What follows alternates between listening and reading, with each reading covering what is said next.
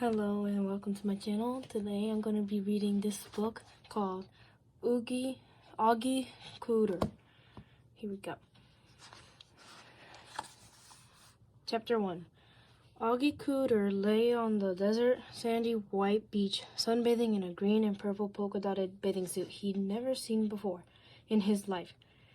In his hand he held a giant coconut filled with the most delicious drink he'd ever tasted, and all around him graceful palm trees waved to and fro, dancing a hula to the sound of a distant ukulele. A fairy sun hung light like a spitty yellow tennis ball overhead. Feeling the need to cool off, Oggie rose in his unfamiliar polka-dotted bathing suit, ran down to the water's edge, and waded in. As he paddled out into the crystal blue sea, the warm, salty waves lapped against his cheek and the air was filled with the sweet tropical aroma of a dog breath. Wait a second, thought Oggie. Dog breath? He opened his eyes. His dog, Turk, was standing next to him, licking his face. The whole thing had been a dream.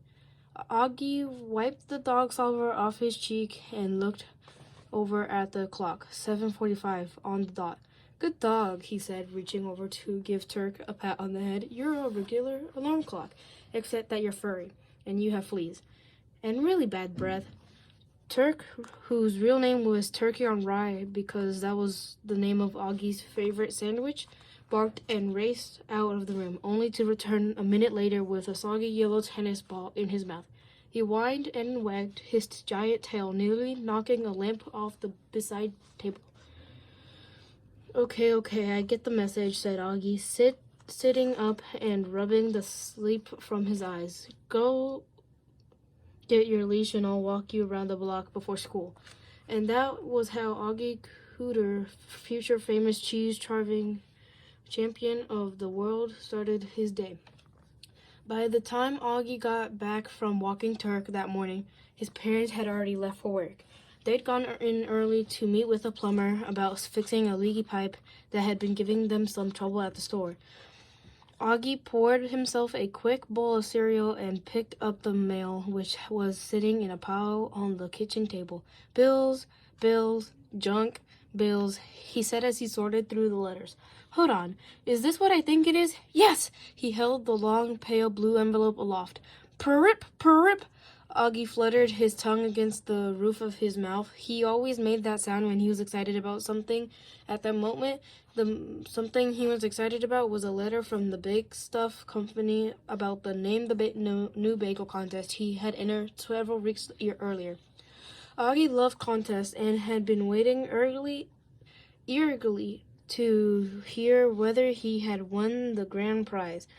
A trip to Hawaii. He'd been dreaming about sandy beaches and palm trees practically every night. Although he had never won anything in his life, he was hopeful that he might actually have a shot at winning the Big Stuff contest. Oggie was very proud of the name he had come up with for a cinnamon raisin bagel. He had gotten the idea from something he'd overheard his mother say on the phone one day when she was talking to his Aunt Eddie. You better warn the neighbors ahead of time, cause we are definitely going to be raising the roof, she said.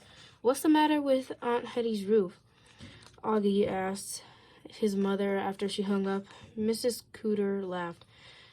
That is just an expression, Og, she explained. Raising the roof means having a good time. Your Aunt Eddie and I were talking about the family reunion we're going to have this summer. Is Uncle Vern coming? Oggie asked hopefully. He drove a pickup truck with a jacked-up rear end, and he could make his belly button talk without using his hands. Uncle Vern was Oggie's favorite relative.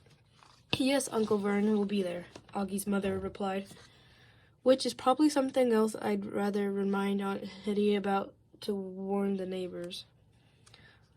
Uncle Vern and his talking belly button were were far from Augie's thoughts now that as he ripped open the letter from the Big Stuff Company. Raisin the Roof is a perfect name for a cinnamon roll bagel, don't you think, Turk? Augie asked.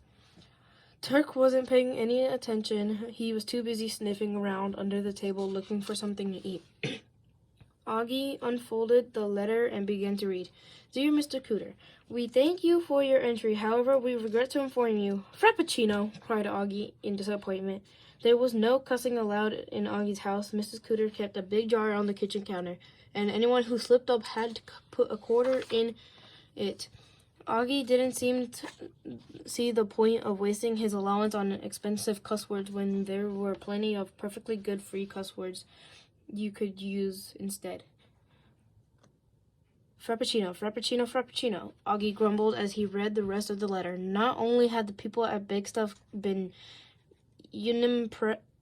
unimpressed with the name he'd come up with for their new bagel, Oggie couldn't believe what they'd chosen instead. Sunshine.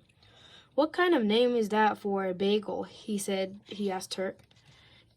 It doesn't even have the word raisin in it. Augie crumbled the letter into a ball and threw it across the room, missing the wastebasket he'd been aiming for by a good foot and a half. Turk, who was hungry, trotted over and wolfed down the balled-up letter in a couple of quick bites.